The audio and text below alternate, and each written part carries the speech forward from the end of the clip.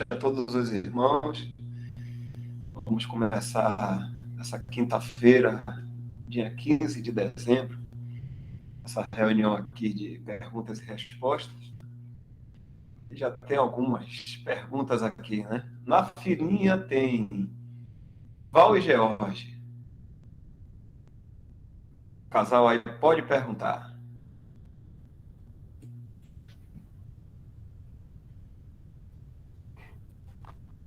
Olá, irmão. Minha dúvida eu queria saber qual é a diferença entre o Dia do Senhor com D maiúsculo, que está lá em 2 Pedro 3,10, e o Dia do Senhor com D minúsculo, que encontra lá em Apocalipse, capítulo 1, versículo 11.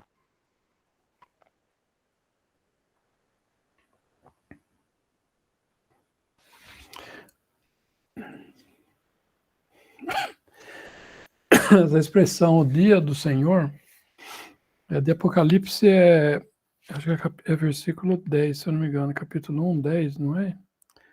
Vamos ver aqui.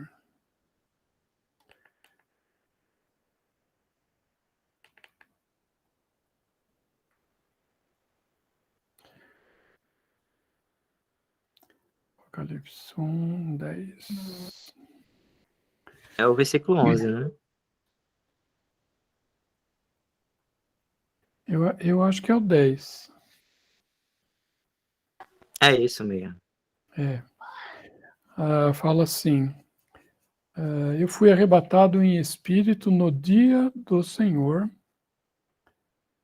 E essa palavra dia do Senhor, a palavra grega, ela é a palavra Senhor em grego, né? Eu não sou estudante ou estudioso de grego, né? Mas algumas palavras a gente acaba, vamos dizer, pesquisando e sabendo, né? Então a palavra Senhor em grego é kurios. Kurios. A palavra Senhor em grego é kurios. E essa palavra, quando fala dia do Senhor, essa palavra fala assim, é o dia Kuriakos. Kuriak com K, né? K-U-R-I-A-K-O-S. Kuriakos. E a palavra Kuriakos significa que pertence ao Senhor. Não é? Então, o dia que pertence ao Senhor. E essa palavra Kuriakos, ela aparece aqui e ela aparece também em 2 Coríntios, ou melhor, 1 Coríntios 11, versículo 20. 1 Coríntios 11, versículo 20.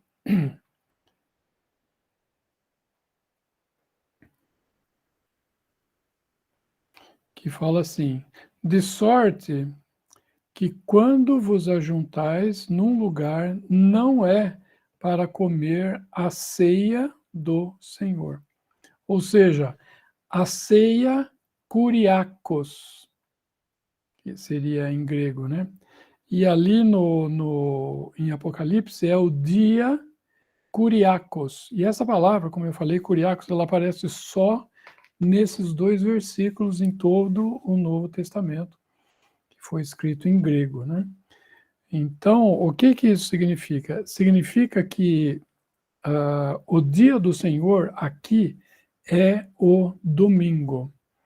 É o domingo. Inclusive, a palavra domingo, ela tem a ver com domino, ou aquele que tem domínio, aquele que tem senhorio.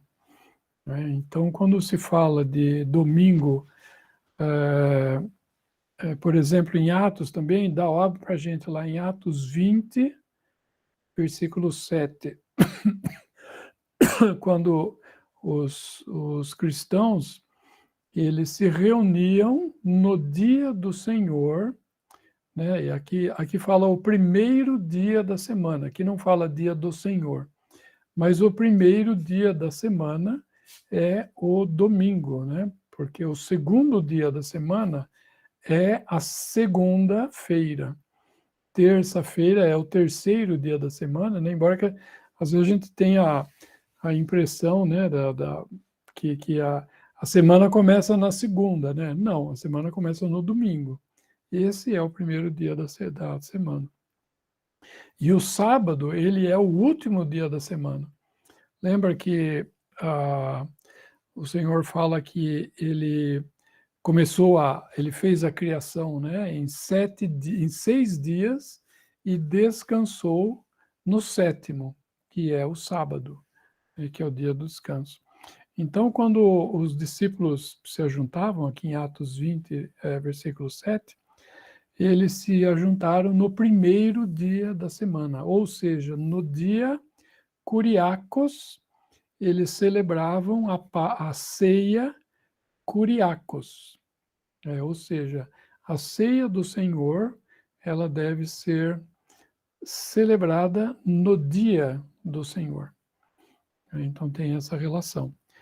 Então essa é a relação, Jorge, que fala do dia do Senhor como sendo o primeiro dia da semana.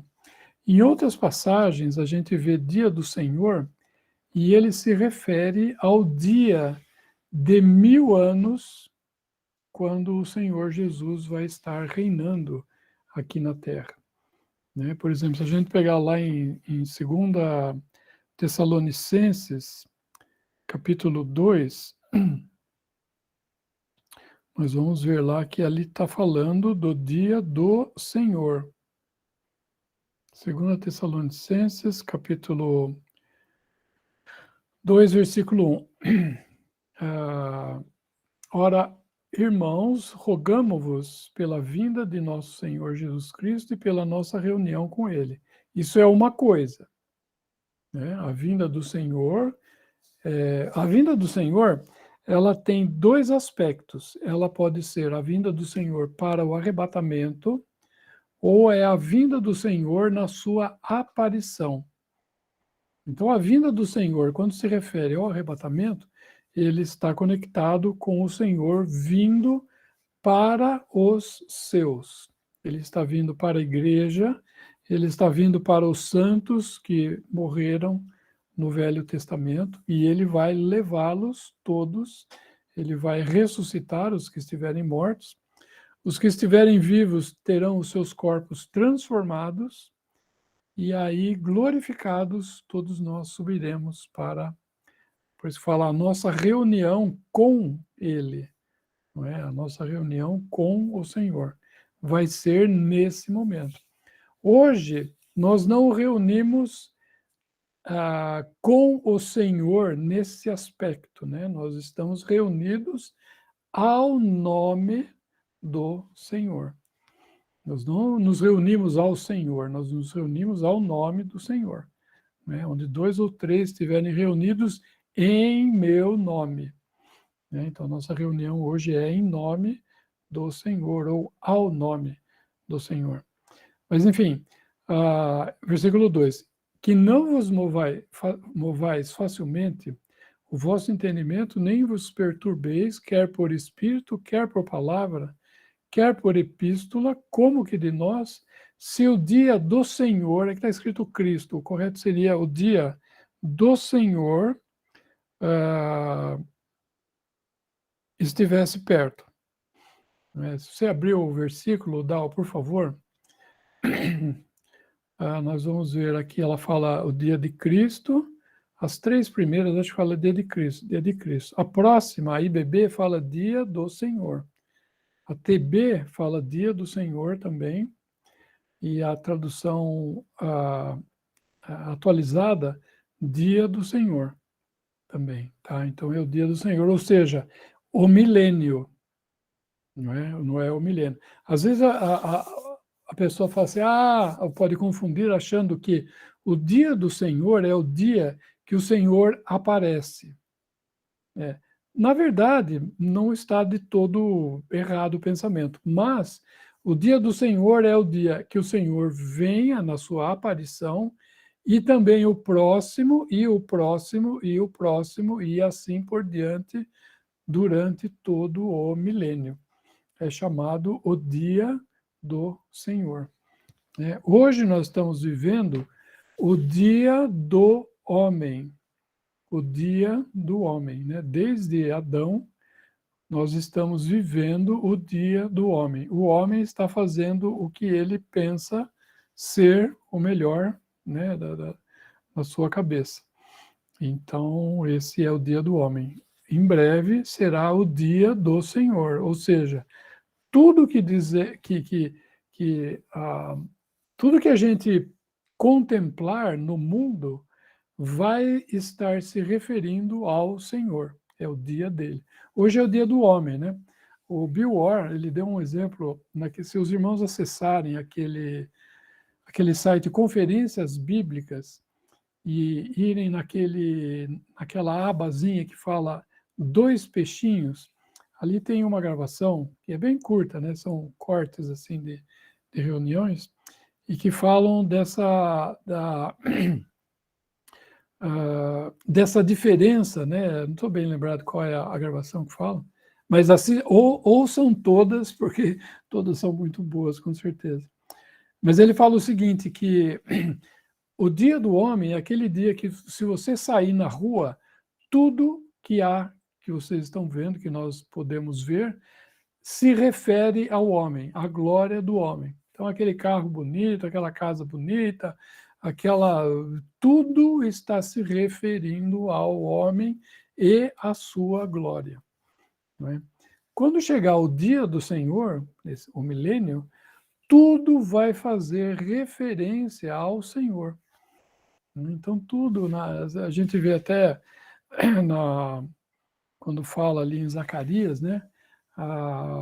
As pessoas vão para Jerusalém para levar as ofertas para o Senhor. Toda nação deve ir a Jerusalém para contemplar o Senhor.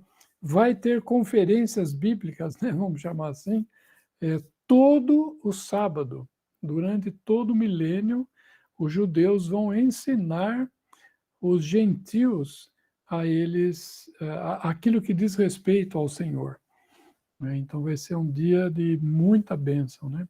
E o Senhor vai ser então exaltado. Então, acho que eu falei um pouco a mais, vamos dizer assim, do que a pergunta, né? Mas então essa é a diferença do dia do Senhor e o dia dominical, né? Que é o nosso domingo. Não sei se ficou claro, Jorge.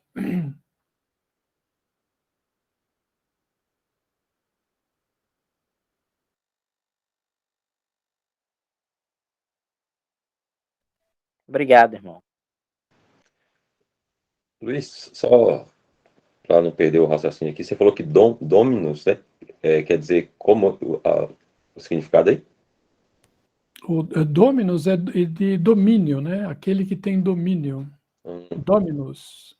Ok, entendi. Se eu não me engano, na Bíblia latina, deixa eu ver aqui. Se pegar uma versão que em latim, deixa eu ver aqui. Vamos ver como é que fala aqui a palavra.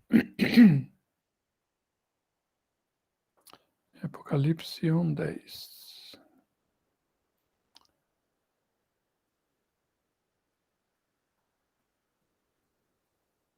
Dominica, eu não sei latim, né? Mas fala fui in espírito in dominica die. Deve ser dia dominical, né? Dominica die, isso aqui é em latim. Entendi. Então em latim, dominica, o nosso domingo, né, o português é de raiz latina, né? Então ele vem dessa palavra domino, o que tem domínio. E no grego é kuriakos, né?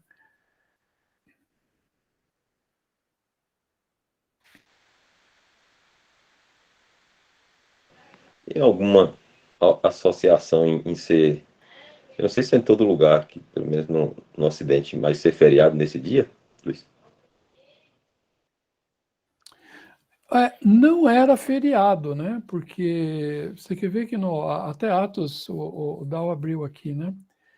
Ele fala assim, no primeiro dia da semana, ou melhor, o feriado que existia, né? O dia do descanso era o sábado, né? O sabá, a palavra sabá é descanso.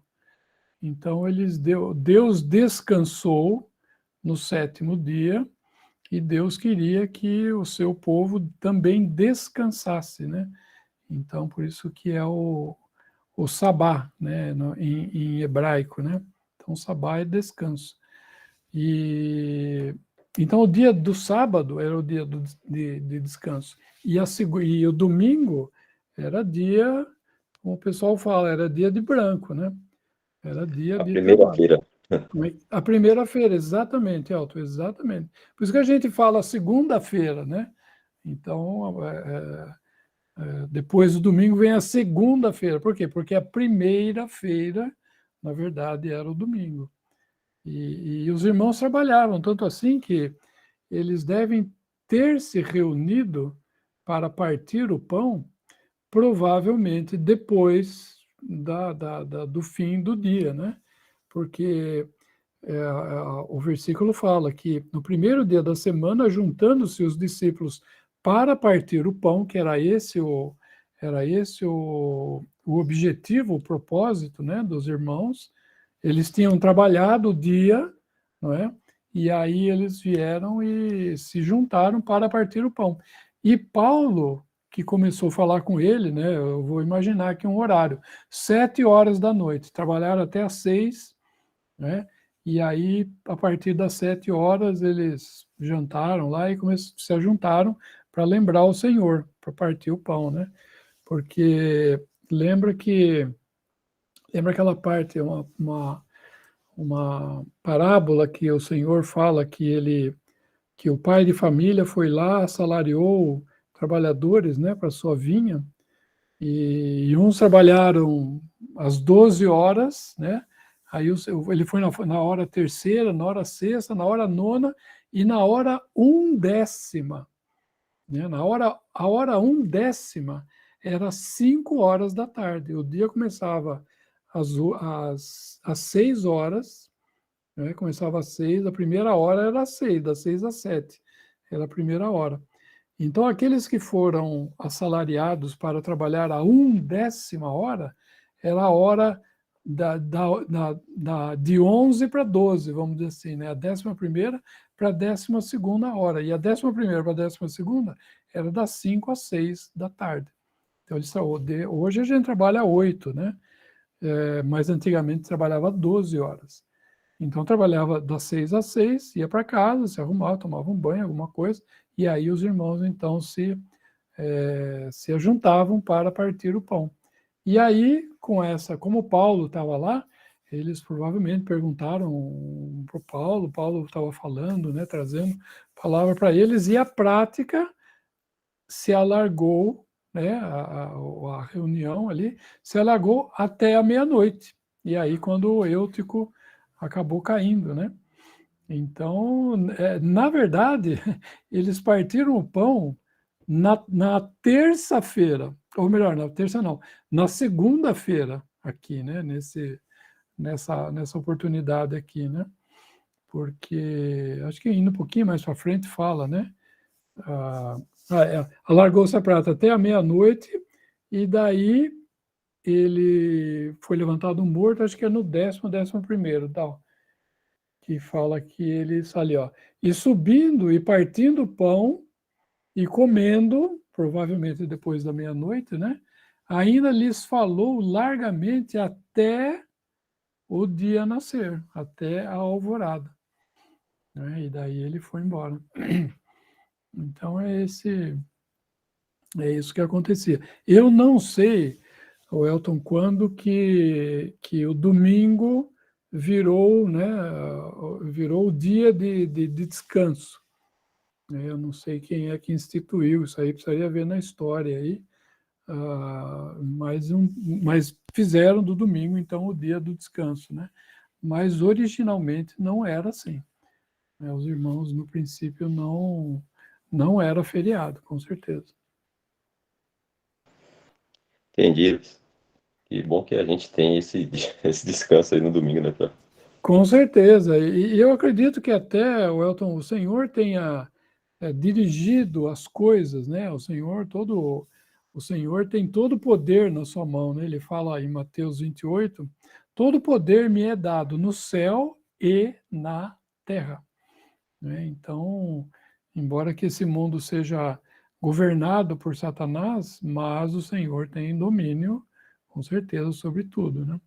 E eu creio que o Senhor tenha dirigido as coisas para que nessa dispensação da igreja, né, essa época cristã, o domingo fosse o feriado exatamente para a gente ter essa oportunidade de poder partir o pão, lembrar o Senhor, né? Porque imagina assim, Elton, você imagina a gente partindo o pão à tarde na segunda-feira, não é? Imagina isso, né? Normalmente a segunda-feira é um dia complicado, corrido para todo mundo, né? E você imagina partir o pão na segunda-feira à noite, né? Então, eu creio que o Senhor tenha dirigido, né, os governantes para que eles estabelecessem, né, esse dia de descanso no domingo para exatamente a gente ter essa oportunidade de lembrá-lo. Aí em Puan, aqui em Poções, é tranquilo, Luiz. Imagina São Paulo, Salvador, Com certeza. Com cidade grande, certeza. né? Irmão Luiz, queria só relembrar, que surgiu uma dúvida aqui. Lá em 2 Tessalonicense, aquela expressão dia do Senhor está se referindo ao dia da vinda do Senhor no arrebatamento? No versículo, você está falando do versículo 2, é isso, Jorge? Isso. Então abre lá, por favor, Dal. Aqui fala o dia de Cristo estivesse perto, né? Tem um problema nessa tradução aqui. Pega na TB. Não, também está errado. Na Ara, ó, essa aqui está certo. Ela fala assim: supondo tenha chegado o dia do Senhor. Né? Quer ver? Levanta um pouquinho, Dal, vai lá para o Darby, um pouquinho mais abaixo. Aqui fala, se estivesse próximo e tal. Mas o correto é, no versículo do Darby, no final, fala assim: como se o dia do Senhor fosse presente, ou já estivesse presente, como se hoje fosse o dia do Senhor. É esse o pensamento desse versículo. Não é que ele está perto, é que já é hoje. Porque havia um pensamento ali em Tessalônica de que eles já estavam no dia do Senhor. O dia do Senhor já era presente. Voltando ali na atualizada, Dal, por favor, um pouquinho para cima. Supondo que já tenha chegado o dia do Senhor, ou seja, hoje já é o dia do Senhor. Não é? E não é isso. Né? Então, por isso que ele fala que o dia do Senhor não é hoje o dia do Senhor, por quê? Porque antes que chegue o dia do Senhor, no próximo versículo, ele fala assim: é necessário que o homem do pecado se manifeste. Não é? Então, hoje, nós não estamos vivendo o dia do Senhor. Né? Então, hoje é quinta-feira, sexta, sábado, domingo. Daqui 3 dias vai ser o dia do Senhor, no sentido de que é o dia que pertence a Ele, o dia daquele que tem o domínio, daquele que é Senhor, não é? Para a gente lembrá-lo nesse dia, mas não é o dia do Senhor nesse sentido aqui, que é o milênio.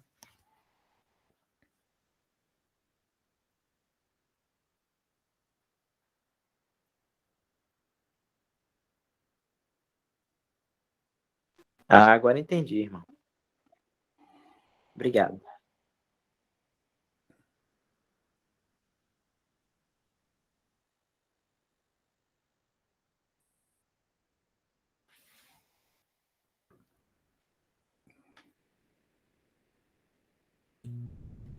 Vou passar para mais uma aqui. Ana Carolina. Boa noite, irmãos. Vocês conseguem me ouvir direitinho? Sim. Ah, beleza.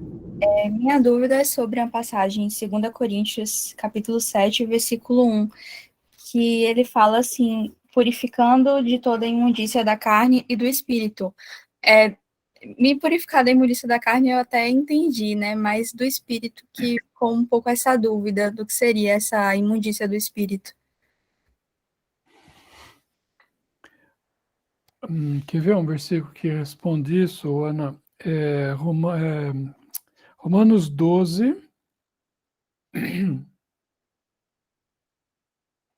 Romanos 12, eu acho que é versículo 1 ou 2. Vamos ver, o Dal vai abrir para a gente aqui.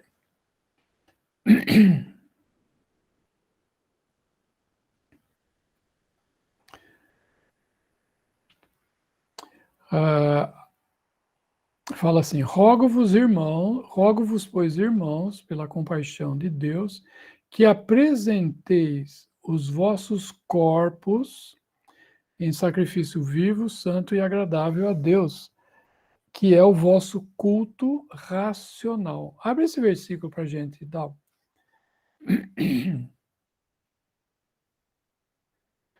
Racional, vamos mais para baixo. Racional. Quer ver? Abre o Darby. Que é o vosso serviço inteligente. O vosso serviço inteligente. O Darby está falando no finalzinho do versículo, né? Acho que vocês estão vendo aí no monitor aí, né? O vosso serviço inteligente. Então, e abre o próximo versículo também, Dal, por favor. E não vos conformeis com o mundo, mas transformai-vos pela renovação do vosso entendimento. Quer ver? Vamos ver essa palavra como é que está também nos versículos. Entendimento da vossa mente. Está vendo? Está falando de mente. Na tradução brasileira fala também renovação da vossa mente, e na Ara também fala renovação da vossa mente. Então, Ana, o que acontece? Nós podemos ter a imundícia, né, impureza, não lembro qual o versículo é, 2 Coríntios 7:1, é isso? Isso, 2 Coríntios 7:1. Então, vamos abrir aqui. Ora, amados, pois que temos tais promessas, purifiquemos de toda a imundícia da carne e do espírito.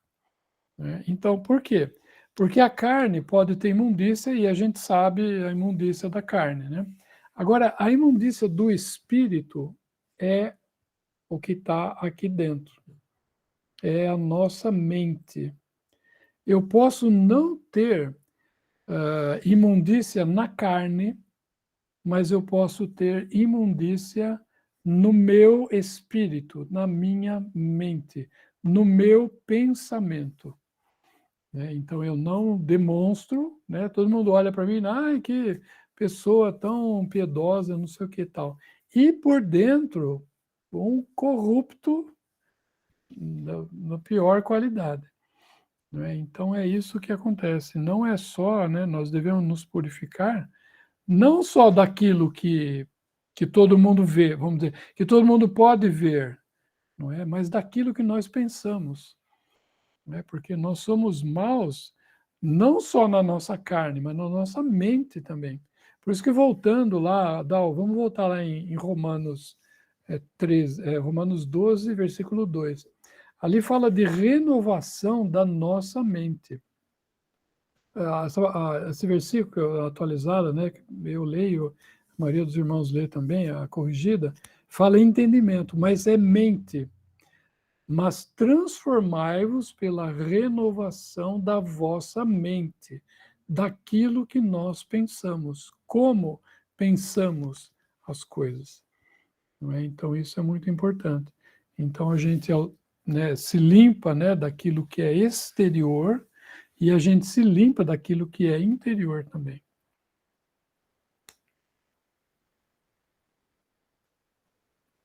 Não sei se ficou claro, Ana.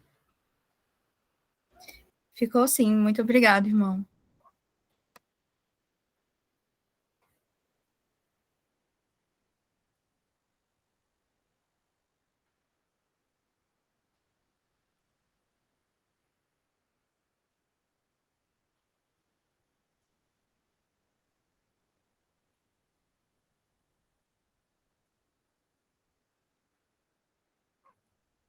Irmão Luiz,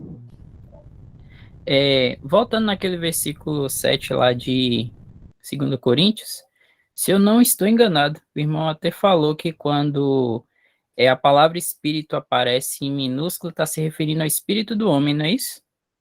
Sim, quando a Então, palavra o espírito é minúsculo, é o espírito, né? É a parte.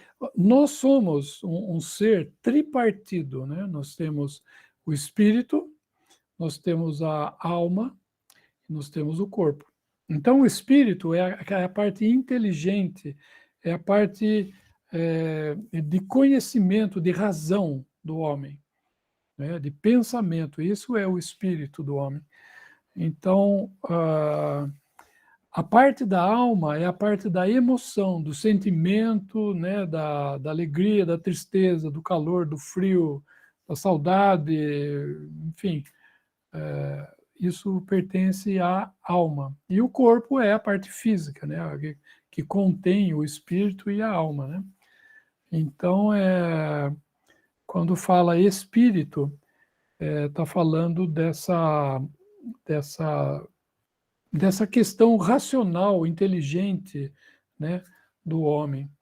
Por isso que fala, quando lá em Romanos, fala do nosso culto racional. Não é? Por quê? Porque nós cultuamos a Deus, né? Isso é uma palavra um pouco, parece, os denominacionais usam, né, essa palavra, né? Vamos ao culto, tal, mas a reunião, ela tem que ser dirigida, vamos dizer assim, né?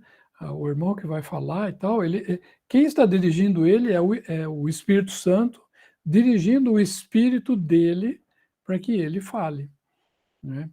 E, por exemplo, não é uma questão emocional, né? Muitas vezes a gente vê no meio pentecostal que o que está sendo manifestado ali não é a razão, não é o espírito, mas é a alma, né? Então existem, né, toda aquela a parte emocional da coisa, né? Aquilo não está de acordo com Romanos, né? Então não é culto racional, aquilo é um culto emocional, né? E a palavra de Deus fala que nós devemos, o nosso culto tem que ser racional.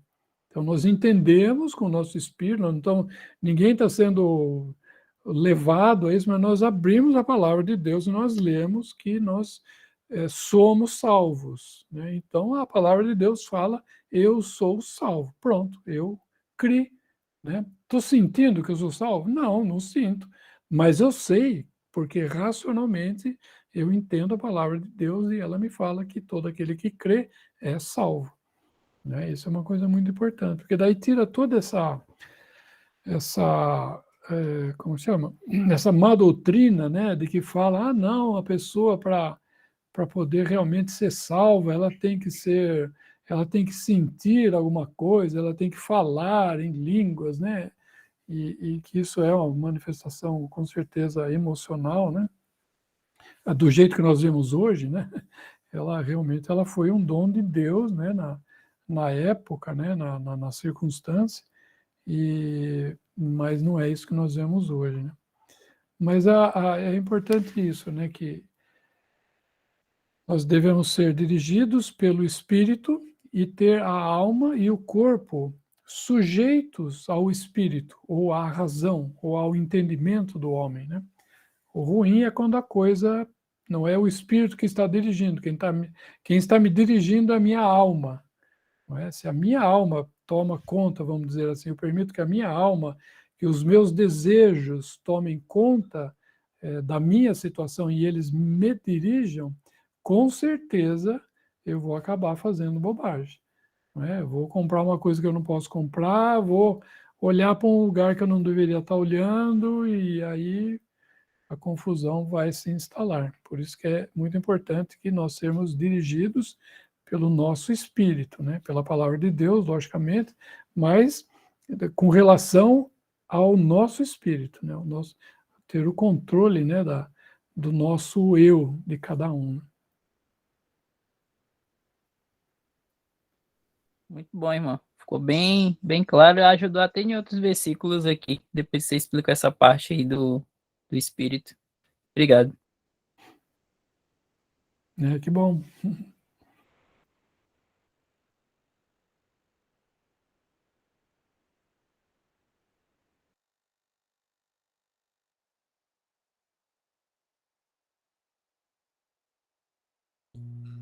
Vamos lá. Vamos passando aqui. Ismael Marques. Agora tá cortando um pouco, Dal, pelo menos para mim. Boa noite, irmão Luiz. Assim, eu queria ter uma compreensão mais profunda das diferentes dispensações. Eu tenho um pouco de confusão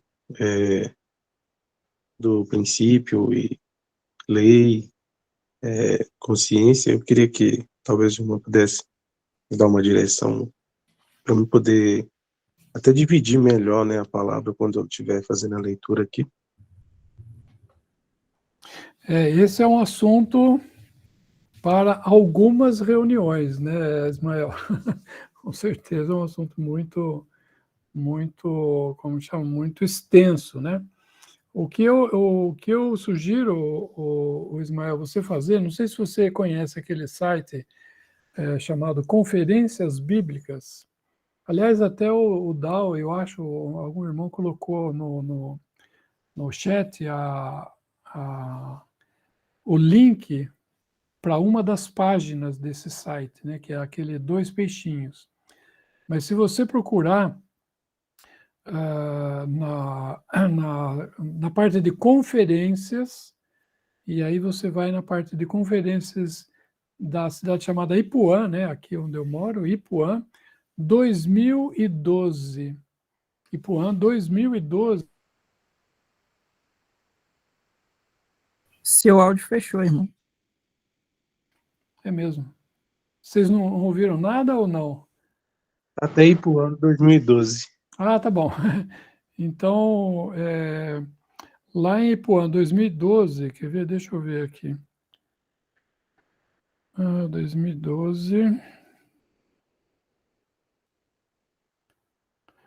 A primeira, são 10 reuniões que o Lemão fez em 2012 aqui em Ipuã, né? Então, eu sugeria, o Ismael, você escutar essas reuniões, que aí vai te dar uma base mais sólida, né? Mas eu vou explicar para você assim, rapidamente, que a palavra dispensação, ela, embora a época, né, que o Lemão deu esse estudo, exatamente, é isso mesmo. Inocência, consciência, governo, tal, né? Na época que o Lemão deu esse estudo, os irmãos entendiam, né, pensavam que havia 7 dispensações, né? Mas aí, depois, estudando mais, a gente vê que, na verdade, não há 7, são 3 principais, e as outras não são dispensações, mas elas são épocas ou eras que Deus tratou com pessoas, né? e não com casa. Porque o que define ser uma dispensação é Deus tendo uma casa aqui na Terra e Ele dando a ordem que deve haver na sua casa. Né? Então, por exemplo, a parte de inocência que era Adão no Éden não é uma dispensação. Por quê? Porque não havia uma casa de Deus ali. Né? Não havia uma ordem que precisaria ter. Então, não é. Consciência também, depois que o homem sai, né, do jardim do Éden, e eles andam agora em consciência, né, do que é bom e o que é mal. Né? Então, também não é uma dispensação. Assim como o governo não é, e a promessa também não é. Dispensação, como eu falei, tem a ver com casa de Deus. Então, no momento que Deus tira o povo de Israel e ali estabelece uma ordem, como que eles deveriam se comportar no deserto, ali no tabernáculo, ali começa uma dispensação. Não é? E essa dispensação vai até a vinda do Senhor, né? Essa dispensação está suspensa hoje.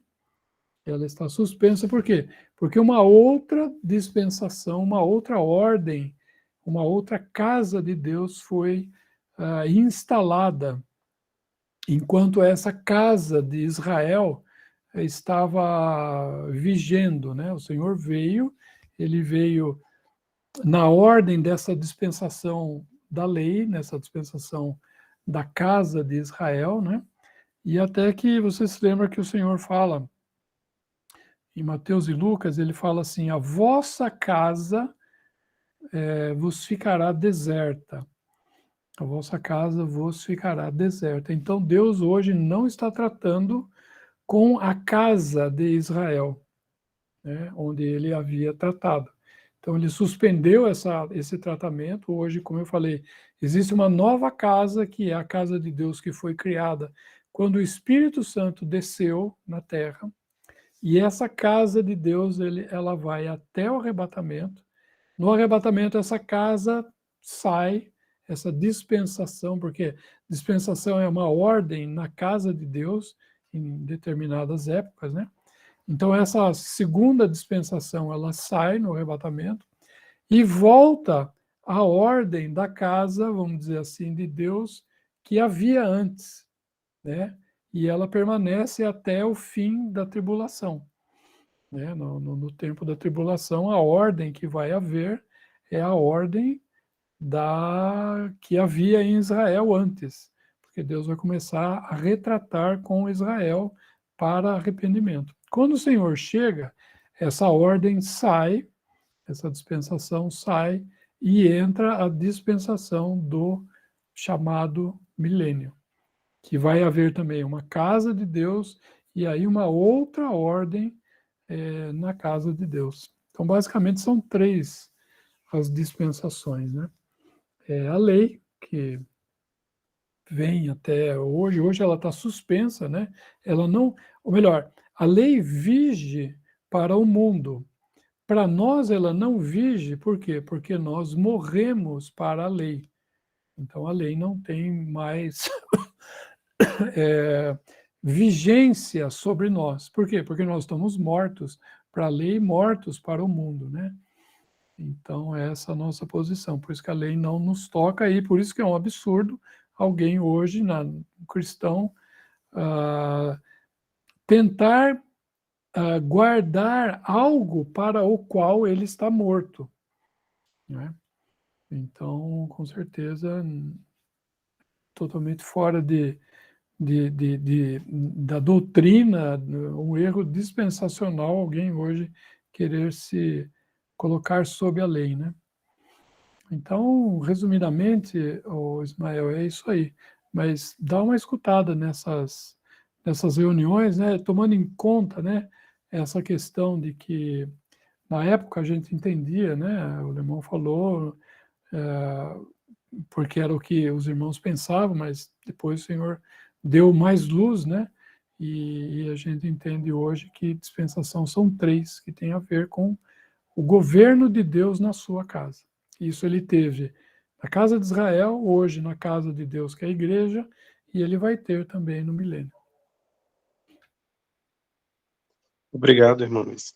Eu queria pedir para os irmãos colocar no grupo o site, para mim estar entrando e estar me aprofundando nessa parte. Muito obrigado, tá bom? Se você procurar no Google, o Ismael, colocar ali conferências bíblicas, vai aparecer o site e você pode também entrar por lá. Se você não tiver na hora o link, coisa assim, coloca lá conferências bíblicas e vai aparecer. A irmã Ana Carolina colocou ali em cima. Obrigado. Só rolar para cima que vai estar lá o link do site. E caso esqueça também, é só você escrever tudo junto, sem acento, tudo conferenciasbiblicas.com.br. E a irmã já colocou aqui, obrigado, Ana, o link da conferência de Ipuã 2012.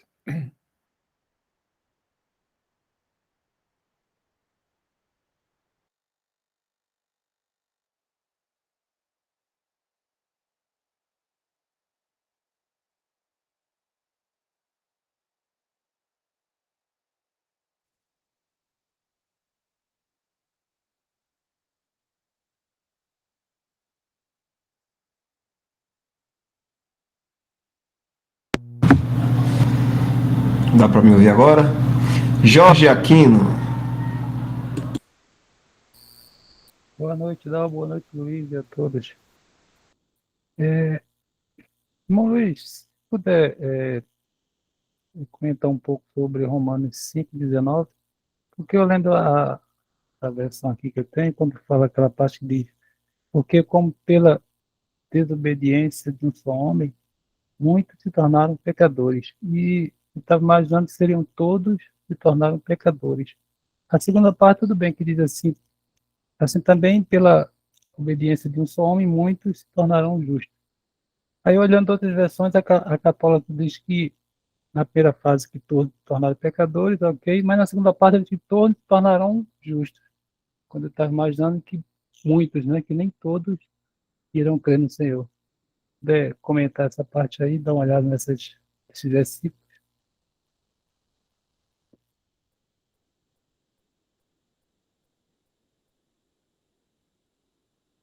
O que ajuda a entender, pelo menos me ajuda a entender isso, Jorge, você lembra aquele versículo que fala assim, quando fala da porta larga e fala da porta estreita, né? E quando ele fala da porta larga, ele fala assim, e muitos entram por ela.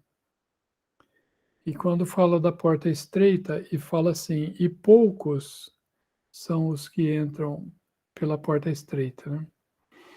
Então é interessante que Deus, ele coloca essa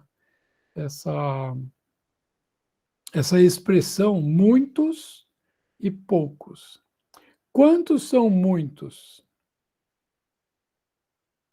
E quantos são poucos? A gente tem, a gente imagina assim, muitos são bastante, são várias pessoas, isso é muito. E poucas pessoas, isso é pouco, não é? Mas quem escreveu isso foi Deus. É Deus que escreveu isso, que são muitos e são poucos, né? Então é uma grandeza que é vista por Deus, né? Haverá mais pessoas salvas no novo céu e na nova terra do que aqueles que estarão no lago de fogo. Haverão mais humanos salvos na nova terra e no novo céu do que os humanos que serão, porque não tiveram amor pela verdade, né? E eles serão, então, lançados no lago de fogo.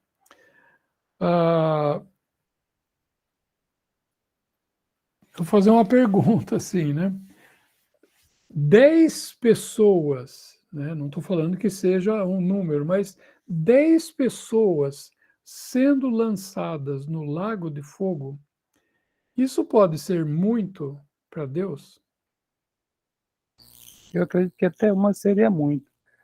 Na verdade, Luiz, olha, atrapalhando aí, é porque algumas versões ela usa a expressão todos. Isso é que me deixou em dúvida. Então, o que me ajuda nisso é esse conceito de que, ou melhor, esse conceito não, esse entendimento de que quem está falando isso é Deus, e Deus fala pela sua perspectiva. Muitas vezes a gente lê a palavra de Deus, a gente lê a palavra de Deus pela nossa perspectiva, pela nossa experiência. É lógico que Deus está falando para nós, e Ele está falando de uma forma que nós possamos entendê-la, né? Mas a gente sempre deve lembrar que quem escreveu foi Ele, e Ele está escrevendo segundo a sua perspectiva. Uma outra passagem que lembra disso também é quando o Senhor falou que Ele iria destruir Sodoma e Gomorra. Você lembra? Abraão chegou para o Senhor e falou: Senhor, e se tiverem 100 justos? Né? Destruirias a cidade por causa de 100? O Senhor falou: se tiver 100, eu não destruo. E, Senhor, e se tiver 50? E aí Abraão vai, né? Ele chega até 10, se eu não me engano, né? Ele vai baixando. Então, Deus, Ele quer salvar. Né? E, então, isso, sei lá, me ajuda a entender, né? Quando fala de muitos e de poucos, né? Não sei se isso ajuda a resposta, Jorge. Ok, obrigado. Hein?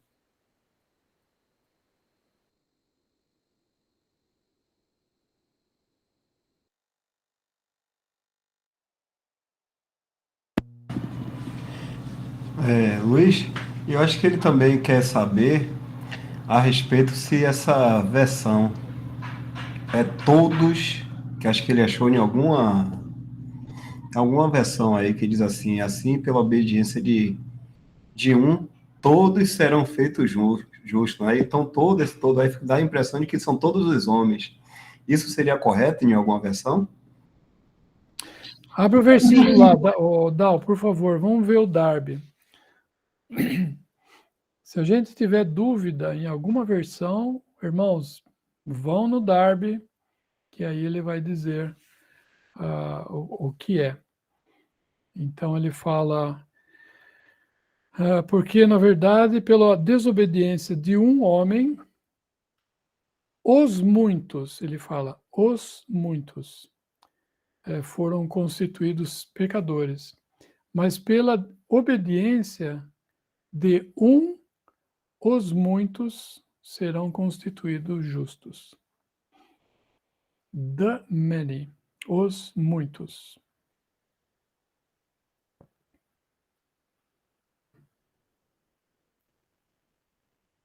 Você vê que no King James embaixo, ele só fala many, não fala the many. Né? Então essa é uma expressão que o Darby usa, ele fala os muitos. Ele usa essa expressão também quando ele fala aquele que foi colocado fora de comunhão em 1 Coríntios 5, quando ele chega em 2 Coríntios, Paulo fala assim, basta-lhe a repreensão feita pelos muitos. O Darby usa a mesma expressão. Basta-lhe a repreensão feita pelos muitos. Né, que isso significa ele foi, né, pela disciplina dele, os muitos repreenderam ele, não que eles tiveram repreendido fisicamente, vamos dizer assim, né, por palavras, coisas assim, mas pelo fato dele ter sido colocado fora de comunhão, ele foi colocado fora de comunhão em Corinto e em todas as assembleias que estavam reunidas, né, com eles, né, juntamente com eles, né, ali não havia divisão, né, então na verdade ele foi excluído não pela Assembleia de Corinto, mas ele foi excluído por todas as assembleias. Isso é muito importante, né, quando uma pessoa é recebida à mesa, ela é recebida por todas as assembleias. E quando ela é, por algum problema, né, ela é colocada fora de comunhão, ela é colocada fora de comunhão pela minha assembleia e todas as outras assembleias também. Então, isso que é os muitos.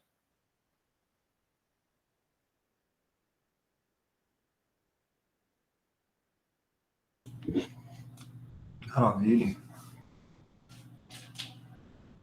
Deixa eu ver aqui agora. Acabou aqui as mãozinhas. Tem uma pergunta da irmã Raquel. Deixa eu dar uma lida aqui. Boa noite, eu vou fazer uma pergunta, por que Deus não nos permitiu de vermos o lado espiritual, tipo anjos e tais?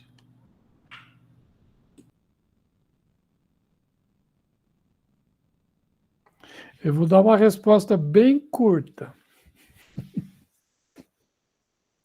Deus não permitiu porque Deus é Deus.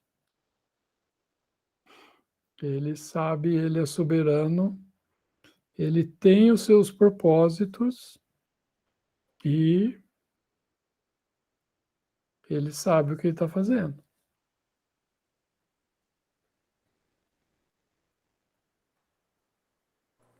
Romanos 9,15 fala sobre isso, né? Romanos 9,15. Desculpe, irmãos. Vocês poderiam repetir a pergunta que eu não entendi a pergunta da irmã aí?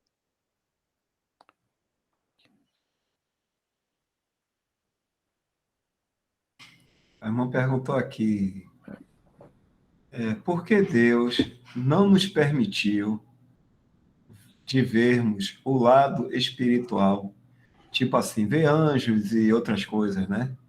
Invisíveis aos nossos olhos agora.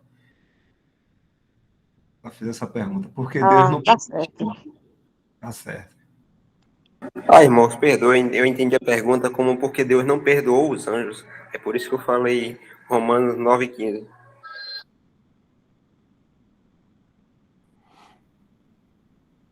Deus tem um objetivo, né?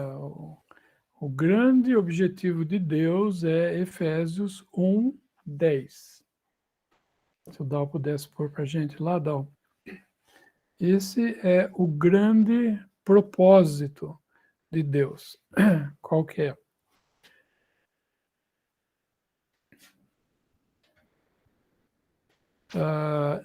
Eu vou tirar essa palavra tornar, porque essa palavra aí não cabe aí, né? De congregar em Cristo todas as coisas na dispensação da plenitude dos tempos, tanto as coisas, né, que estão nos céus, como as coisas que estão na terra. Então, esse é o propósito de Deus, de congregar. Aqui a palavra fala de tornar a congregar. Né? Tornar a congregar parece que um dia estava congregado, descongregou e agora vai congregar de novo, né? Então, essa palavra tornar aí não está mais aí. Então, o propósito dele é de congregar em Cristo todas as coisas. E Deus está fazendo tudo, né? Toda na sua sabedoria, né? Na sua soberania, ele está fazendo que tudo vai congregar nesse ponto, de que Cristo vai ser o cabeça de todas as coisas. Né? E há coisas que, com certeza, nós não sabemos, e nós não saberemos também. Né? É o momento que nós entendemos, né? Por isso que eu respondi, né? Que Deus é Deus, né? Ele faz as coisas que ele quer, por quê? Porque ele é Deus. Ele não tem que dar satisfação, por assim dizer, nenhuma para ninguém das coisas que ele faz. Não é? E nós, sim, devemos dar toda a satisfação para ele de tudo o que nós fazemos. Não é? Por quê? Porque ele é Deus e nós somos criaturas dele. Né? Lógico que hoje, as criaturas mais abençoadas que jamais houve, né? Hoje somos filhos de Deus em Cristo. Não é uma posição que nenhum homem teve na dispensação, para trás da dispensação da igreja, e nenhum homem vai ter adiante, né, para frente da dispensação da igreja. Mas Deus ainda é Deus, não é? E Deus ainda é soberano e ele faz tudo de acordo com, né? Voltando o versículo, o versículo 9. 9 não, acho que é o 6 desse capítulo mesmo. Segundo é o 5. Ele nos destinou para filhos de adoção por Jesus Cristo para si mesmo, para ele fez isso para ele mesmo, segundo a sua própria boa vontade, o beneplácito de sua vontade, ou seja, por sua própria boa vontade, ele fez isso para ele mesmo. Não é? Então, é isso aí. Se eu não me engano, tem até na Bíblia, né, irmão Luiz? Falando da. Deus falando da criatura, não sei se é barro, ele fala, diria o barro, né, ao próprio Deus, o que ele tem que fazer. Fala, acho que é Romanos 9, não é?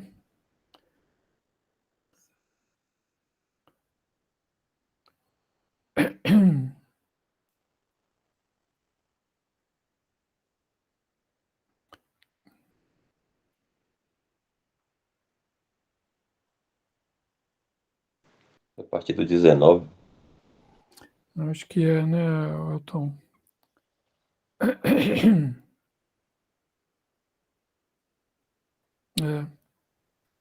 Exatamente. E dir-me-ás então, por que se queixa ele ainda, né? Porquanto quem resiste à sua vontade? Mas, ó homem, quem és tu que a Deus replicas, né, ou respondes? Porventura a coisa formada dirá ao que a formou, por que me fizeste assim? Ou não tem o oleiro poder sobre o barro para da mesma massa fazer um vaso para a honra e outro para a desonra? Né? E só esclarecendo que Deus, ele tem poder para fazer um vaso para a honra e outro para a desonra, mas ele não usou desse poder para fazer vasos para a desonra.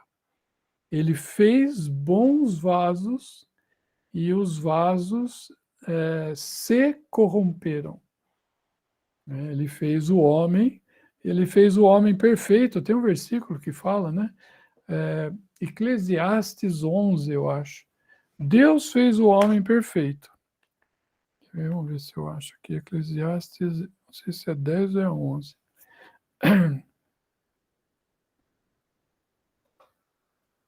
Eclesiastes 7:29. 7:29? Acho que esse aí é outro. Abre para nós lá, Eclesiastes. Não. Depois de Provérbios. Aí. Não, é 7:11, né, o irmão falou?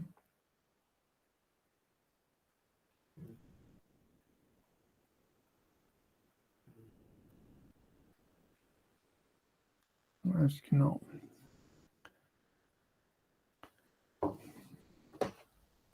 É um que fala, Deus fez o homem perfeito, mas ele buscou muitas...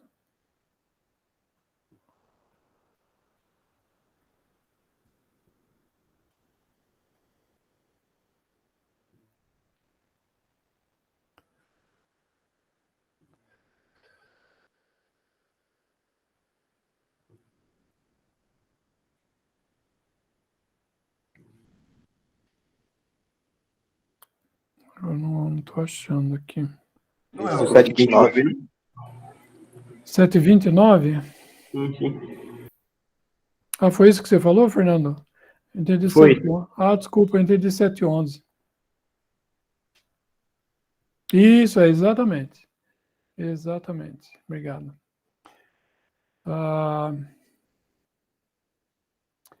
Vede, isso tão somente achei, que Deus fez ao homem reto, mas eles buscaram muitas invenções.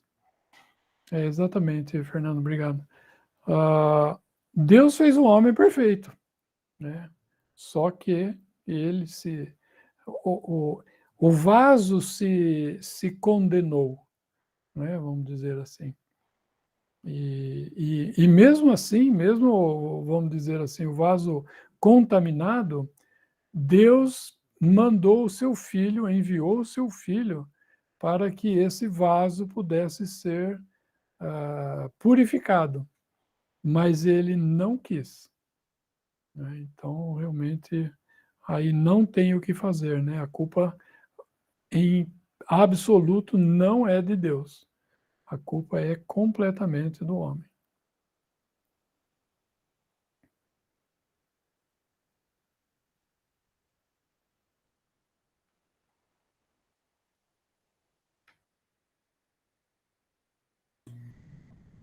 José Nilton, quer fazer a pergunta?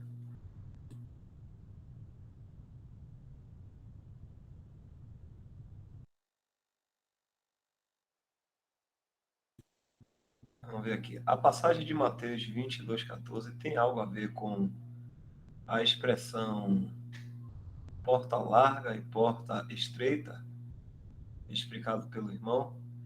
Mateus 22:14, se tem a ver com isso aí também.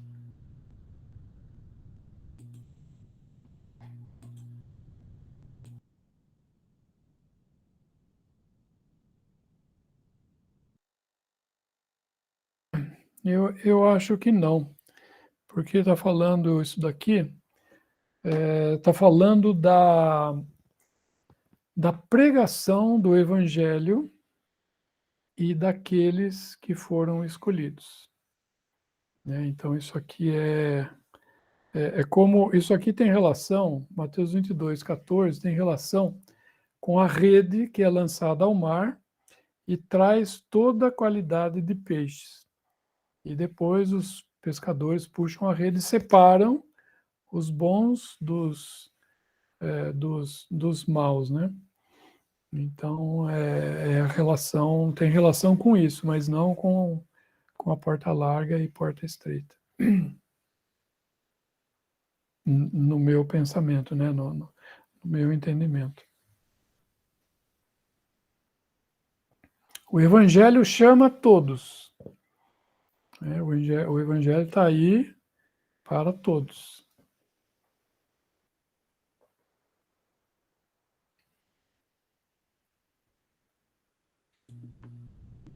Uma pergunta minha, Luiz. No milênio vai existir sacrifício de animais. No Antigo Testamento, o sacrifício de animais era a respeito assim do pecado, né, que a pessoa cometia.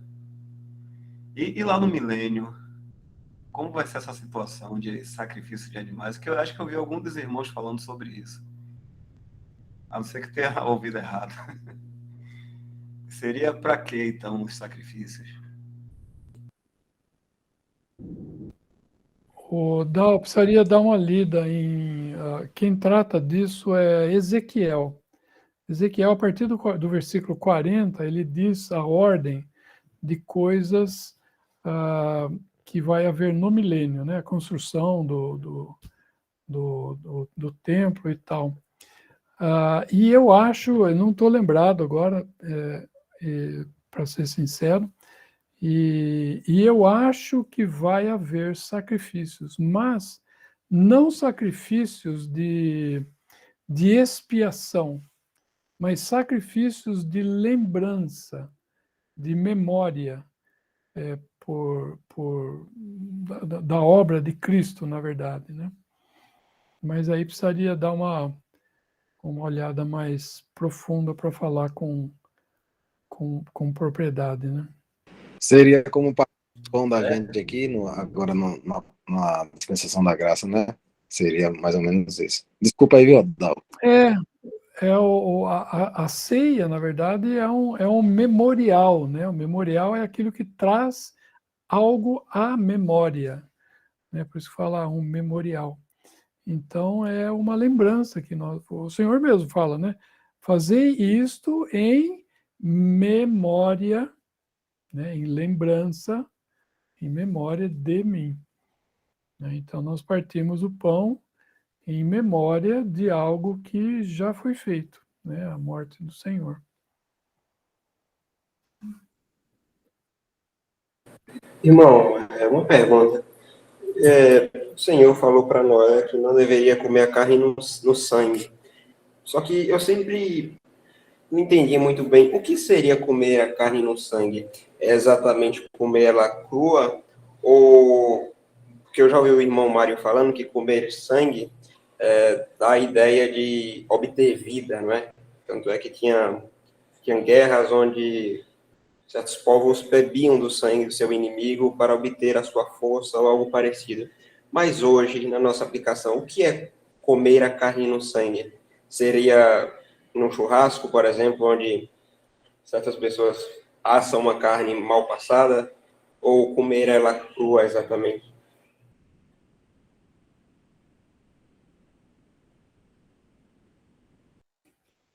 Vamos abrir em Atos 15.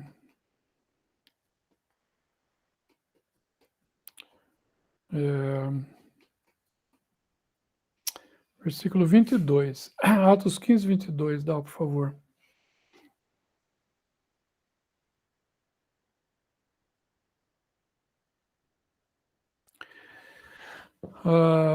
Então, eles explicaram lá o que estava acontecendo, que alguns falavam que os cristãos deviam se circuncidar para ser salvos e tal, né? Os judaizantes. E aí, então, a decisão foi que pareceu bem aos apóstolos e aos anciãos, com toda a igreja, eleger varões dentre eles e enviá-los com Paulo e Barnabé a Antioquia, a saber, Judas, chamado Barsabás, e Silas, varões distintos entre os irmãos. E por intermédio deles escreveram o seguinte: os apóstolos e os anciãos e os irmãos, aos irmãos dentre os gentios que estão em Antioquia e Síria, Sicília, saúde. Porquanto ouvimos que alguns porque ouvimos que alguns que saíram dentre nós vos perturbam com palavras e transtornam as vossas almas, não lhes tendo nós dado mandamento, pareceu-nos bem, reunidos concordemente, eleger alguns varões e enviá-los com os nossos amados Barnabé e Paulo, homens que já expuseram as suas vidas pelo nome do Senhor. Salve para nós aí, Dal. O nome de nosso Senhor Jesus Cristo. Enviamos, portanto, Judas e Sila, os quais de boca vos anunciarão também o mesmo. Na verdade, pareceu bem ao Espírito Santo e a nós não vos impor mais encargo algum, senão estas coisas necessárias. 4 coisas. Que vos abstenhais das coisas sacrificadas a ídolos, do sangue, da carne sufocada e da fornicação. Né? Então, coisas sacrificadas a ídolos, né, nós sabemos bem, e fornicação também sabemos bem. Sangue e carne sufocada. o que é a carne sufocada? A carne sufocada é o animal que você enforca o animal e ele morre e o sangue fica dentro do animal. O sangue fica dentro do animal. Então, nós não devemos comer um animal sufocado. Por exemplo, né, eu lembro minha mãe, quando eu era criança, a minha mãe pegava a galinha e pegava, assim, esticava o pescoço dela e destroncava a galinha. E pegava essa galinha desse jeito e fazia a galinha, ou seja, a galinha está com sangue dentro. Não é? Então, é carne sufocada. Né? Então, agora, e outra coisa é sangue. Então, se abster de sangue, de ingerir, comer, usar na culinária, né? Existem molhos aí, que esse molho, nem sei como é que chama, molho feio, molho pardo, que é feito com sangue, né? Outra coisa é chouriço, também aquele embutido, né? Também é feito com sangue. Então, o cristão não deve ter nenhuma relação com ídolo, né? Qualquer coisa sacrificada a ídolo, sangue, comer sangue de qualquer forma, comer carne com o sangue do animal dentro dele, não é? E fornicação. Porque tem um versículo lá.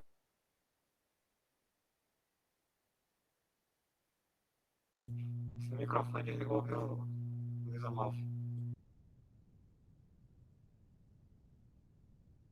Ficou mudo aí, irmão Luiz Amor.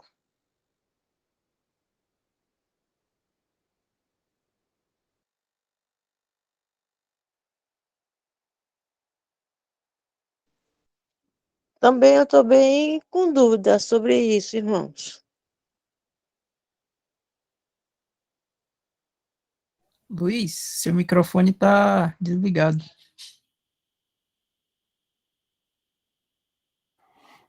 Qual é a dúvida? Né? Comer carne com sangue, Não. isso aí não seria legalismo, não? A gente não está Não, o que vivendo a está graça. falando, Giane, o que está falando é assim, é sangue e carne sufocado. Não está falando carne. Não pode comer carne. Não. Não pode comer carne se o sangue do animal estiver dentro dele. Então, por exemplo, né, o exemplo que eu dei assim, você vai lá, pega um frango, destronca o frango, não corta o pescoço dele, não deixa vazar o sangue do frango, e pega esse frango e come, frita, cozinha, faz alguma coisa. Assa, enfim. Então, esse frango, ele tem sangue dentro dele, né? Não se deve comer. E nem assim, ó, às vezes você vai no frigorífico, alguma coisa assim, você vai lá, você pode comprar chouriço, você pode comprar, eu não sei como é que faz isso, mas de repente tem jeito de você comprar sangue para você fazer um molho, alguma coisa assim. Isso, o Senhor fala claramente que nós devemos nos abster do sangue e de carne sufocada. Não é? Então, agora o boi que vende no frigorífico, você pode comprar ele tranquilamente e comer a carne dele sem medo, sem consciência. Por quê? Porque eles matam o animal e eles sangram o animal. Né? O frango que a gente compra no supermercado, ou a carne que você compra no supermercado, é carne que o animal foi sangrado.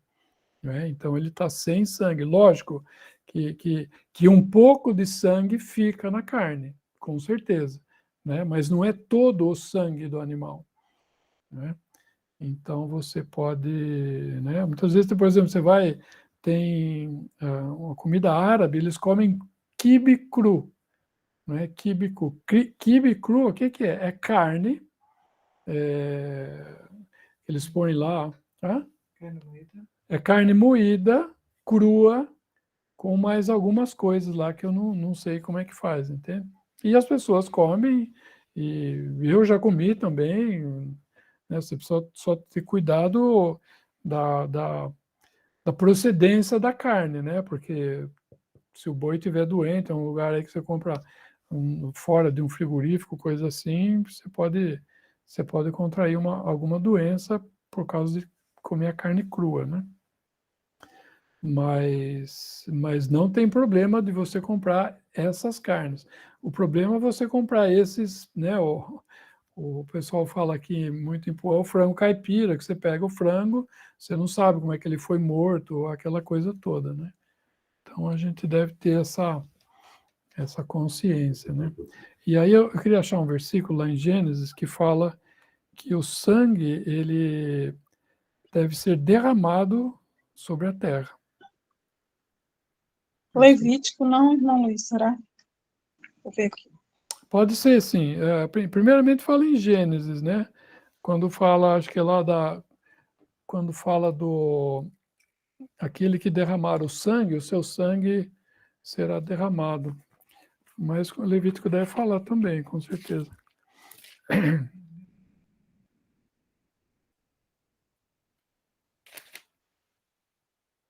Aqui, ó, versículo 9, perdão, Gênesis 9, versículo 4. Quando Deus entrega, né, para Adão toda a carne, porque antes do dilúvio o homem só comia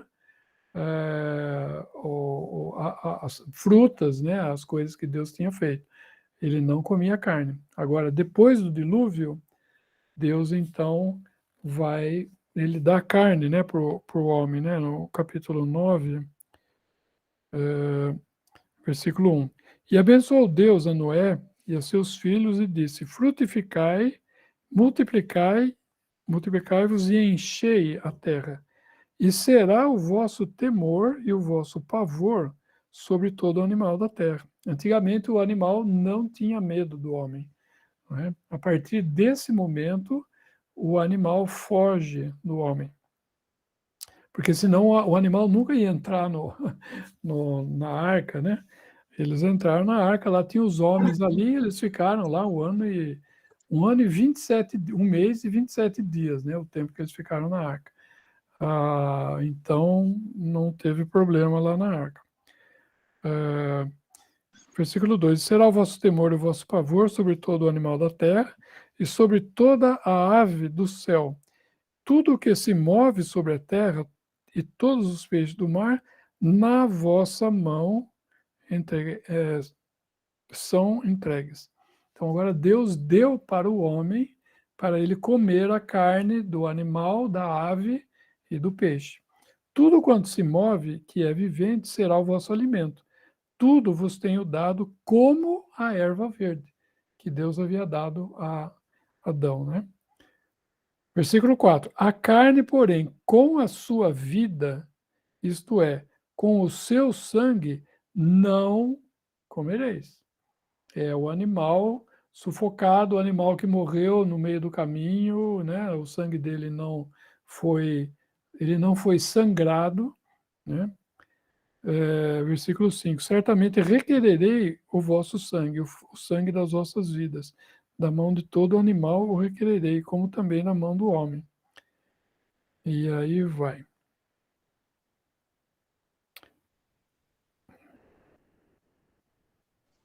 Eu confesso que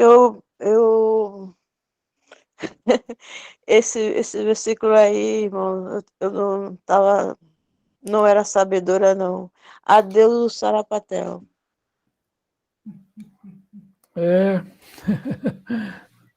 Não. Oi, irmã. Oi. Com a irmã aí. Sarapatel sem sangue, irmã. Assim, irmão Luiz, no meu interior, lá no nosso interior, quando minha avó, ela apertava o pescoço do frango, logo quando ele começava a se debater, eu me lembro claramente que ela cortava o pescoço e despejava o sangue na bacia. Isso. Sempre foi feito dessa forma. E aí, irmã, começaram a patar sem sangue. Muito se vende, muito se vende. É bem difundido hoje a venda. Aqui em Alagoas, irmã, aqui em Alagoas é com sangue. Não encontra não sem. Eu prefiro não comer. Melhor. Com certeza. Eu sei que a minha mãe, ela não fazia isso. Eu sei que muita gente faz, né? Você destronca o pescoço da galinha e depois corta o pescoço da galinha e o sangue escorre, né? Mas a minha mãe não fazia isso. Então, eu comi carne com sangue, né? Com certeza. Eu também já cheguei, né, antes de eu ter o conhecimento, na realidade, a comer, né, sarapatel de bode, galinha, a gente tirava o sangue e fazia, né, o molho pardo chamado, mas agora eu não faço mais isso. E tão tal que a galinha, quando ela é morta, sangrada, que você joga o sangue fora, a carne dela é mais saborosa, fica mais gostosa. E quando eu conheço, quando eu vou almoçar em casa de alguém, que a carne é uma carne escura, preta. E quando a pessoa tira o sangue da galinha, ela fica uma carne bem assim, saborosa e a cor é diferente, né? Mais gostosa. O sangue sufoca mesmo. Mas hoje eu não como mais, graças a Deus. Irmão, só dando um caso específico que gerou minha dúvida. É porque hoje eu fiz uma carne cozida, só que aí, foi ontem, na verdade, ontem de ontem, não lembro. Eu acabei não deixando ela ir, eu comprei no açougue, tudo certinho, porém eu não deixei ela escorrer quando coloca no fogo. Que quando a gente coloca uma carne no fogo, ela solta aquilo. E eu acabei batendo os temperos e coloquei tudo, e ela cozinhou. Isso especificamente com aquele líquido que ela expeliu, lembrando que antes eu tinha colocado ela no vinagre, fiz toda a higienização. Aquele líquido que ela soltou no fogo, junto com os temperos, é comer ela no sangue? Não, não é, Fernanda. Não é. Porque a carne, ela tem líquido nela, né? Com certeza. E, e mesmo a carne, quando você mata o animal, né? Como eu falei, a maioria do sangue, quando você sangra, o sangue sai, né? O sangue sai. Mas sempre fica alguma coisa. Mas o que é importante é o princípio da coisa. É não comer um animal com sangue, ou seja, o animal não foi sangrado, entende? Então, se o animal é sangrado, então ele está sem sangue. Ah, não, mas tem alguns milímetros cúbicos de sangue no animal, se fizer um... Não, lógico que vai ter, mas não é esse o princípio que Deus está falando na sua palavra. O princípio que Deus está falando é o sangue, ele deve ser derramado, né? Tem um versículo que fala, não me lembro agora onde, deve ser derramado sobre a terra. Né? O animal, então, é morto, que nem a galinha, tira a galinha, né? Normalmente põe ali numa vasilha, e pega aquele sangue e se desfaz do sangue. Né? Joga Deuteronômio 15, 23, irmão. Eu acho que é isso.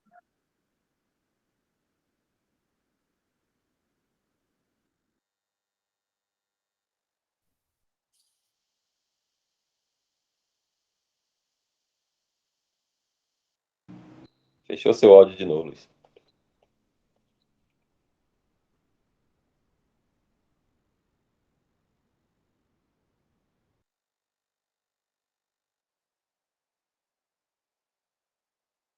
O áudio está fechado, irmão.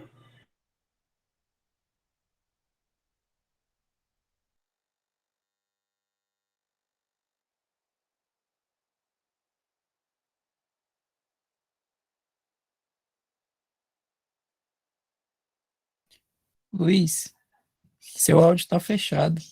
A gente não está conseguindo te ouvir, não. Desculpa. É exatamente esse versículo aí, obrigado. E uma coisa que é importante lembrar também, assim, não é porque está em Deuteronômio que eu devo fazer hoje. É porque está em Atos 15 que eu devo fazer hoje. Entendeu? Isso é muito importante. Porque senão, né, o princípio não é a base, o fundamento está aqui em Deuteronômio, mas a razão pela qual nós fazemos é porque isso está escrito em em Atos 15. Porque a gente precisa lembrar também, nós como gentios, né, nós precisamos lembrar que o nosso problema com Deus era exatamente essas coisas que foram proibidas, né, aos gentios lá em Atos. Então, os gentios, eles eram idólatras, o judeu não era idólatra.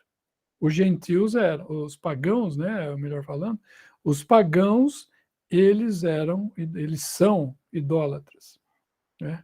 Outra coisa, o judeu, normalmente, ele não tem problema como chama? De fornicação. As festas pagãs, a coisa que mais tem em festa pagã é fornicação, né?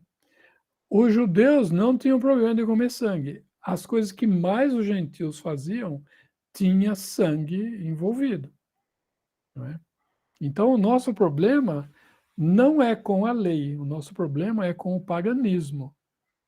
É por isso que nós, né, a nossa origem, antes de nós nos convertermos, né, nós éramos pagãos, né, e não éramos judeus, né? Eu creio que nenhum aqui é judeu, né?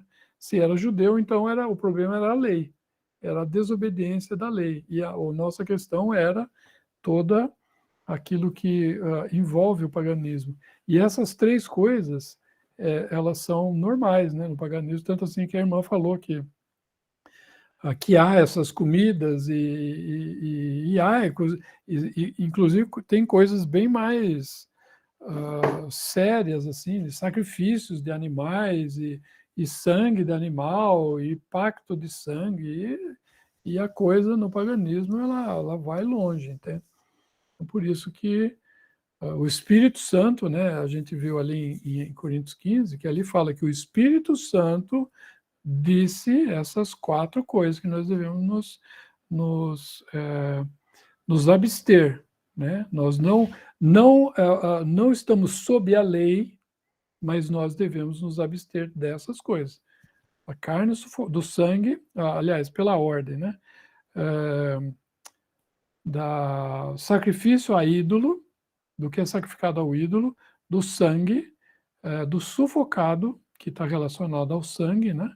E prostituição, que é qualquer relacionamento fora de casamento. Irmão Luiz, por exemplo, o pessoal festeja Natal, fornicação, festa judaísmo, como é que chama? A fornicação é relacionamento sexual fora do casamento, né? Isso é fornicação. Então, Natal não é fornicação. Natal tem a sua origem, Natal era uma festa pagã, né? Que eles celebravam era o final do ano, quando eles acabavam a colheita, e aí para agradecer a natureza, né? Não sei, não me aprofundei, nem vou me aprofundar nessas coisas, né? Mas o que a gente ouve falar é que eles faziam sacrifício à árvore, né? Pela boa colheita que eles tiveram, tal, e eles apresentavam oferendas e colocavam essas oferendas embaixo da árvore. E aí enfeitavam a árvore, fazer aquela coisa, né? É uma coisa muito parecida que a gente vê na festa de Natal, né? Põe uma árvore, enfeita, coloca presente embaixo, né? Então, a origem de tudo isso aí é paganismo, né? Então... Tá. Então, nesse caso, digamos, eu tenho parentes e eles convidam para um jantar no Natal. É paganismo, né, irmão? A gente, na realidade, não pode, né? Roseli, a gente tem que ter discernimento, né? Porque, assim, uma coisa é você fazer isso na sua casa, né? Outra coisa é você ser convidada pelo seu pai, pela sua mãe, pelo seu irmão, enfim, um parente, alguma coisa que vai fazer, no fim, o Natal hoje é uma confraternização da família, né? Então, acaba virando isso daí, né? Então, a gente tem que ter discernimento, né? De o que o que pode se fazer, o que não pode se fazer, o que é, como chama?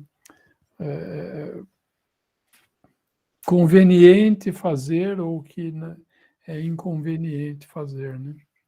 Irmão, 1 Coríntios Tá 10, certo, 27, entendi. é esse exemplo, né? Oi, Fernando. 1 Coríntios 10, 27 dá esse exemplo, né? Se algum infiel os convidar para um jantar. Exatamente, né? Às vezes tem uma pessoa na família, né? Eu não me lembro o versículo, mas... É 10, 27.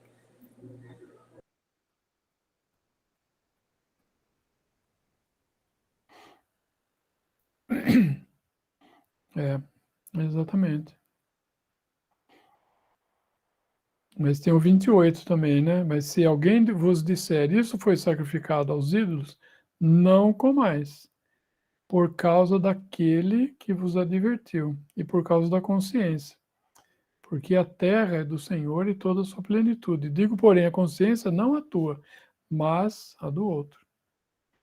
Né? Então, é isso aí.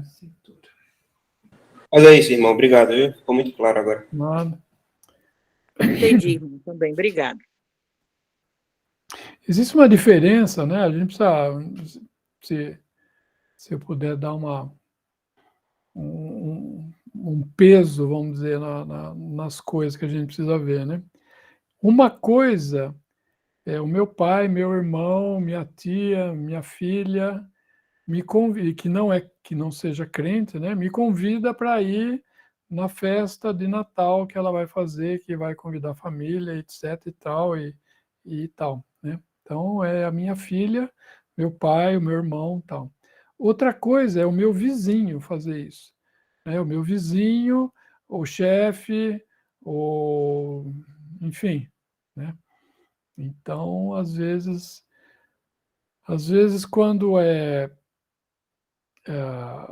né, eu estou falando isso por causa de um princípio que há no Velho Testamento, que falava assim, que o sacerdote ele não podia tocar corpo morto. Não podia tocar corpo morto, mas por nada. Ele não podia fazer isso aí. Ele só podia fazer isso pelo pai dele morto, pela mãe morta, pela irmã solteira que não tivesse marido, porque se ela tivesse marido, o marido que tinha que resolver esse problema na morte dela, no corpo, né? Então, isso o que fala para a gente, né? Qual é o princípio, né? Qual é o pensamento do Senhor? É que com pessoas mais próximas, talvez eu possa me contaminar, como era o caso. Ia ficar contaminado, ele não deixava de se contaminar, né? Mas era permitido o sacerdote se contaminar por causa da irmã que morreu, que não tinha marido para cuidar do corpo, por causa do pai, por causa da mãe. Não é? Mas se era o vizinho que tinha morrido, o sacerdote ficava fora dessa questão. Entende? Então isso aí pode ajudar a gente também a discernir, né, as coisas. Né? Então, por exemplo, a minha irmã vai casar, né, uma hipótese. Eu não vou lá porque ela vai casar na igreja católica e lá o padre vai falar as coisas, não sei o que e tal. Você vai acabar arrumando um problema para o resto da sua vida. Pode ser, né? Provavelmente, né? Por causa de que você eventualmente não foi... né? Você não está indo... Você está indo... Aliás, se você não está indo por causa do padre, da situação ali, ou você vai por causa da sua irmã? O que é mais importante aí nesse problema aí, né? O que vai causar mais problemas? Aí qualquer outra oportunidade que você depois pudesse ter para chegar para sua irmã e falar do evangelho para ela não ia ouvir. Não ia ouvir, porque aquele dia, no casamento, o dia mais importante da vida dela, você não foi por causa da religião. Então agora você não me venha com religião, porque eu não vou ouvir. E você acaba criando um problema pro resto da vida com a sua irmã, né? Então, estou falando isso com, né? Vocês têm que ter a mente do Senhor, né? Nas coisas, e que é muito importante, né? Mas isso ajuda a gente não ser muito duro nas coisas, né? A gente precisa ter um balanço, né? Um equilíbrio, né? Nas coisas. É muito importante o equilíbrio do cristão. Tipo, com fraternização de empresa, irmão. Também é uma situação difícil, né? A gente não quer participar, mas para não ficar assim, não vai porque é crente, não sei o quê. Aí se queima na empresa. É uma coisa difícil, complicada. Eu vou fazer uma pergunta para você, irmã. Você está mais preocupado em se queimar com a empresa ou com o Senhor? Eu não quero ser duro. Não está sendo duro, não. Eu tenho uma resposta. Eu tenho uma resposta, irmão. Porque eu fui uma vez só, eu trabalhei 32 anos numa empresa, eu fui em um Natal, uma festa de Natal, que essa empresa deu. Nos 32 anos, eu nunca fui. Eu falei, eu não vou, não sei o que tal. Até que um dia, o diretor da empresa, não era nem o chefe, era o diretor lá em cima, falou assim, olha, quem não for, eu vou mandar embora. Ele foi bem assim, e ele não batia muito bem da cachola, ele era capaz de fazer isso aí. Eu falei, o quê? Não vou me arriscar, né? Vou lá, encontrei o diretor, dei um tchau para ele. Oi, tudo bem, tudo bem? Oh, você está aqui? Pois é, estamos aqui. A hora que ele me viu, fui embora. Entendeu? Fui embora, nem comi nada, tinha comida lá, aquelas coisas todas. Fui embora. Ele me viu, pronto, tá ótimo. Era o que eu queria que acontecesse, que ele me visse. Entendeu? E aí, caí fora. É justamente isso, irmão. Nós temos, quer dizer, eu tenho a certeza, né, da minha salvação, eu sei que a minha salvação jamais será tirada. Mas, assim, é justamente isso, é diretor, é um almoço com todos os diretores. Assim, tem bebida, mas a gente não precisa se contaminar com aquele ali. Come e vai embora. Eu prefiro fazer isso do que assim, não socializa porque é crente. Mas o Senhor sabe de todas as coisas, né? É disso que eu estou falando, irmão. Às vezes, o fato de a gente não ir mostra que nós não estamos de acordo. Né? Tem palavra, acho que é em Joel, se eu não me engano, que fala assim, como andarão dois juntos se não estiverem de acordo? Então, nós andamos com aquilo que nós concordamos. Não, mas eu não concordo, mas eu estou andando. Se você está andando, você está concordando. Não, mas eu não concordo. Então não ande. Porque se você andar, você concorda. Você está dando testemunho de que você concorda com aquilo que você está andando, independentemente do que seja. Não é, eu vou lá numa denominação lá, mas eu não concordo. Mas eu vou lá porque... Não, você concorda. Se você está lá, você concorda. Você está dando testemunho de que você concorda. Então, muitas vezes, o fato de a gente não ir, né, nós podemos, né, o Senhor sabe, nós podemos ser prejudicados com isso.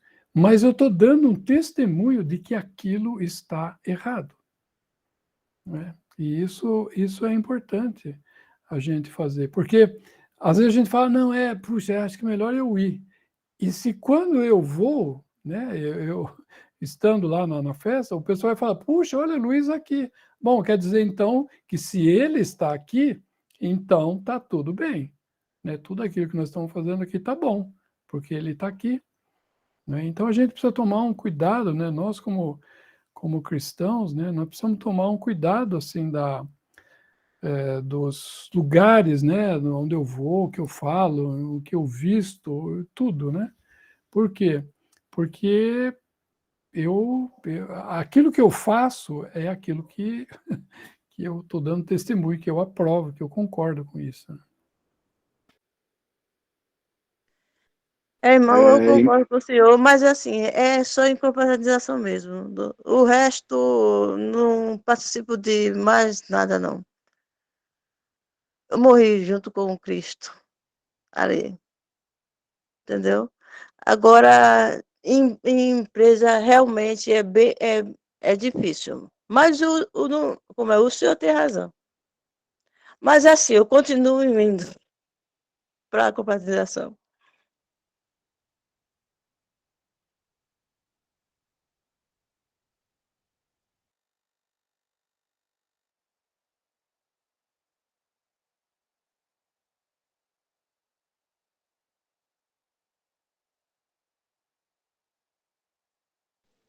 Não concordo não, viu, irmão? Não concordo não. Assim, mas assim, são, são coisas assim que às vezes a gente fica sem saber o que fazer. Aí termina fazendo, né? Mas o senhor tem razão, não fico chateada pela sua resposta, não, viu? É certo o que o senhor está falando. Mas às vezes a gente cede porque tem o outro lado, né? Porque precisa do emprego, aquelas coisas todas, né? São 19 anos que eu trabalho na empresa e são diretores que participam. É um almoço em restaurante, eu vou como, converso assim com pessoas que, né? Na empresa que eu trabalho só tem eu, crente. Mas não, assim, não é que eu não deixo me contaminar, mas eu ouço mais do que falo e quando dá a minha hora, vou embora. Não, isso não quer dizer que eu estou certa, mas é uma coisa delicada, complicada.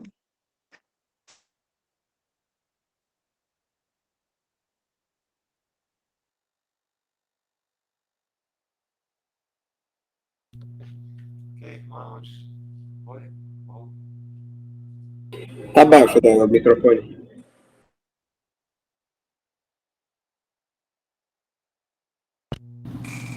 Oh, pronto, agora. Acho que o horário tá bom já, são 10h20 praticamente. A não ser que a gente fique até 2 horas da manhã. Cadê Rita? Tá aqui ainda? Quem é que vai fazer o Pix Tô para Luiz? aqui com meu olho bem aberto e ouvido também. Um pontinho bem longe ainda da vitória, viu? Para chegar pertinho de Rafaela. Mas nós já podemos já encerrar por hoje, né? Muito boas explicações aí, esses assuntos aí que são assuntos assim que mexem mesmo com a cabeça da gente. Né? Irmão Luiz, você poderia agradecer, Luiz, para encerrar?